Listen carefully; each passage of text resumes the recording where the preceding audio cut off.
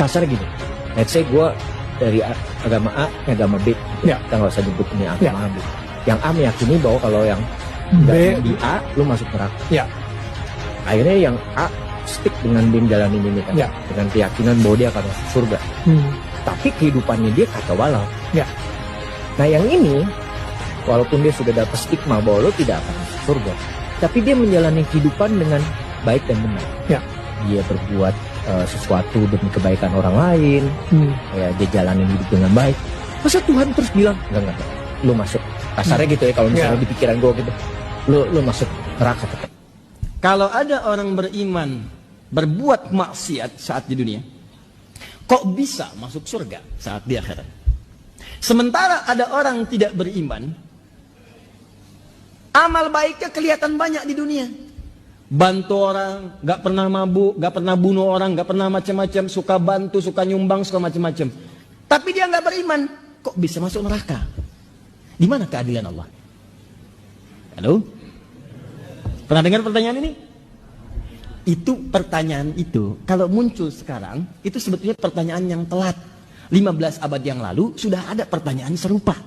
Nah, siapa yang bertanya itu? Sayyidah Aisyah Ummul Mukminin radhiyallahu taala anha bertanya kepada Nabi, ya Rasulullah, itu si fulan belum beriman, tapi amal baiknya kelihatan banyak banget, suka bantu, suka nyumbang, suka ini, suka itu. Nanti di akhirat masuk surga enggak? Anda tahu, begitu pertanyaan itu muncul, yang turun langsung surah dengan namanya Al-Furqan. Ayat yang ke-23. Tuh. Ya, kalau Anda nggak belajar nih isi-isi di Quran, kadang-kadang tuh logika semacam ini kalau iman kita lemah itu bisa langsung jatuh seketika. Dan ketika jatuh pada titik nol itu mudah diarahkan kemanapun. Nggak usah takut. Kalau Anda disebut oleh sementara orang kamu nggak kaya, nggak apa-apa, cukup hidup. Toh orang kaya juga kalau meninggal nggak akan dibawa kekayaannya. Silahkan cek gelarnya sama, tinggalnya sama dalam tanah. Nggak percaya silahkan dia meninggal, antum meninggal, sama aja. Nggak ada yang dikuburkan dengan mobilnya, dikuburkan dengan handphonenya, dengan rumahnya, dengan kebanggaannya, nggak ada. Kenapa? Karena yang dibawa ketika dia pulang ke tempat lain bukan bekal dunianya, ini habis, tinggal. Apa yang dibawa ke akhirat? Yang dibawa itu bekal amal akhirat, bukan dunia. Jadi tidak adil kalau ada orang ke akhirat bawa bekal dunia, itu nggak adil. Yang adil itu siapkan bekal akhirat. Begitu kamu ingin ke sana, bawa bekal itu. Jelas? Nah sekarang persoalannya, apa bekal akhirat itu? Bekal akhirat itu cuma dua. Kalau ingin masuk surga, dua bekalnya. Satu iman, kedua amal soleh. Iman plus amal soleh. Nih, gini caranya. Saya ulang. Satu iman, dua apa? Amal soleh. Buka Quran surah kedua, Al-Baqarah ayat 25. Paling kanan sebelah atas.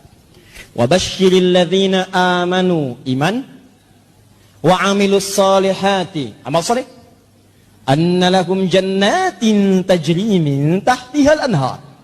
Maka orang yang punya iman dan membuktikan imannya dengan amal saleh itu, kami akan jamin muaranya dengan surga dengan segala keindahannya. Sungai-sungai mengalir di bawahnya dengan segala ragam dan jenisnya. Ada air susu, ada macam-macam, ada madu dan sebagainya. Maka kalau Anda ingin masuk ke surga, bekalnya cuma dua. Satu apa? Iman. Kedua apa? Amal soleh. Ini bekalnya. Pertama iman, diberikan bekal semua. Semua yang lahir itu membawa iman dalam dirinya. Cuman yang merubah itu lingkungannya. Kullu mauludin yuladu 'alal fitrah. Semua yang lahir dari rahim manusia manapun membawa fitrah. Fitrah diantaranya apa? Keimanan. Dari mana taunya? Buka Quran surah 30 ayat 30. Fa'aqim wajhaka lid-dini hanifa. Hadapkan dirimu kepada din yang sesungguhnya. Yang lurus, yang benar. Apa itu din Islam? Tahu dari mana? Quran surah ketiga ayat 19. Inna dina indallahil Islam. Teruskan ayat yang tadi. Fa'akim wajhaka lid-dini hanifa. Din Islam. Fitratallahi allati fataran nasa 'alaiha. Itulah fitrah yang Allah berikan pada setiap manusia. Dia orang itu semua lahir ada fitrah. Fitrahnya itu beriman. Cuman sayang kata Nabi, kullu mauludin yuladu 'alal fitrah fa abawahu yuhawwidani aw yunassirani aw yumajjisani. Maka lingkungan abawa itu bukan cuma orang tua. Kadang orang tuanya muslim, disekolahkan di tempat yang bukan islami, terbawa, pindah keyakinan, iman hilang. Itu jadi masalah. Gaul di tempat orang yang tidak beriman, ke bawah. Ngobrol, diskusi, ke bawah. Pindah, hilang keimanan. Itu. Bekal iman tidak ada, tinggal amal soleh. Apa bentuknya amal soleh? Nih, banyak. Setiap kegiatan kita berpeluang jadi amal soleh kalau dilakukan dengan iman. Contoh, mau duduk? Bismillah. Begitu saya duduk, itu kalimat bismillah ya, itu yang menjadikan duduk saya mendapatkan pahala. Itu yang disebut dengan amal soleh. Nah, yang jadi persoalan, yang tadi itu yang pengen ke surga, dia berhasil dengan aspek yang lain, buat baik. Cuman dia nggak punya iman. Iman itu yang menjadikan amal jadi soleh. Kalau nggak ada iman, amalnya tidak disebut soleh. Amal aja. Amal itu dibagi 3. 1 amal soleh, 2 amal salah, 3 amal aja. Apa itu? Amal adi namanya, adi aja, amal rutinitas. Baik dipandang baik oleh semua orang baik. Kalau soleh itu amalan yang dipandang baik oleh Allah, itu soleh. Makanya istilah soleh itu istilah dalam Islam, istilah dalam Quran. Ada di Quran surah ke-7 ayat 189. La in ataitana sholiha lanakunanna minasyakirin. Takwa istilah Quran, iman istilah Quran. Tidak ditemukan dalam hal-hal yang lain. Itu istilah Quran itu. Istilah Quran. Di ketika Anda mengatakan teman-teman, amal soleh, amal yang diridhoi oleh Allah.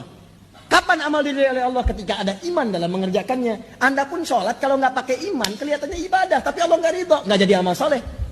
Bahkan disebut celaka. Fawailul lil musallin, celaka orang sholat. Yang sholat aja bisa celaka, apalagi yang nggak sholat. Itu kesimpulannya. Apakah semua orang sholat celaka? Tidak. Alladzina hum an sholatihim sahun, alladzina hum yura'un. Karena nggak ada iman, dia nggak pengen dilihat Allah, pengen dilihat oleh orang lain. Infak. Tanpa iman gagal, habis amalannya, ambil ditelan bah.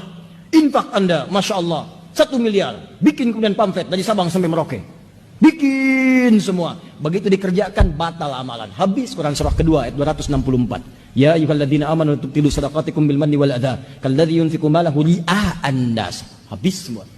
Nah, teman kita ini, dia lulus pada ujian yang lain, tapi tidak lulus dalam aspek keimanan. Sehingga amalnya tidak menjadi amal soleh, hanya amalan rutinitas saja. Saya ingin tanya pada Anda, kalau Anda ikut ujian, kualifikasinya mesti lulus misalnya di 3 bidang. 1 tidak lulus, maka Anda tidak masuk. 1, awas, nilai Anda tidak terpenuhi, maka Anda tidak lulus. Nah, dari 3 bidang ini, Anda 1, 2 gagal, 1 lulus. 1-nya berhasil, 2-nya gagal. Kira-kira Anda dianggap lulus tidak? Tidak. Persoalannya ini dalam urusan keduniaan dia lulus. Tapi dia tidak punya iman. Dia gagal. Dan iman tidak bisa menjadikan amal ini menjadi amal soleh. Dia gagal. Dia gagal di 2 ujian, walaupun berhasil di 1 hal. Tapi sifat keadilan Allah ini yang paling dahsyat. Karena Allah Maha Adil. Hei, kamu kan tidak beriman, tapi berbuat baik. Perbuatan baik kamu kan untuk urusan dunia, bukan urusan akhirat. Maka Allah pun balas semuanya saat di dunia. Karena dia mengerjakan itu dalam konteks dunia, bukan dalam konteks akhirat. Kalau tidak ada iman, maka Allah berikan balasannya langsung di dunia dan dipercepat balasannya. Saking adilnya Allah. Maka turun ayat, وَقَدِمْنَا إِلَى مَا عَمِلُوا مِنْ عَمَلٍ. Quran surah ke-25, ayat 23. Kalau ada orang tidak beriman, banyak mengerjakan kebaikan, dan karena tidak ada iman berarti kebaikannya urusan dunia, maka Allah pun balas dengan balasan dunia. Kata Allah, وَقَدِمْنَا إِلَى مَا عَمِلُوا مِنْ عَمَلٍ فَجَعَلْنَاهُ هَبَاءً مَنْثُورًا. Maka saya percepat, kami percepat balasannya saat di dunia. Jadi kalau ada yang tidak beriman, misal orang tidak beriman, kemudian berbuat baik, suka nyumbang, suka ini, suka ini, maka akan dibalas. Ada apresiasi, bisnisnya mudah, lancar, orang senang, bahkan ada yang mendoakan supaya dapat hidayah. Cuman kan bergantung dia mau ngambil atau enggak.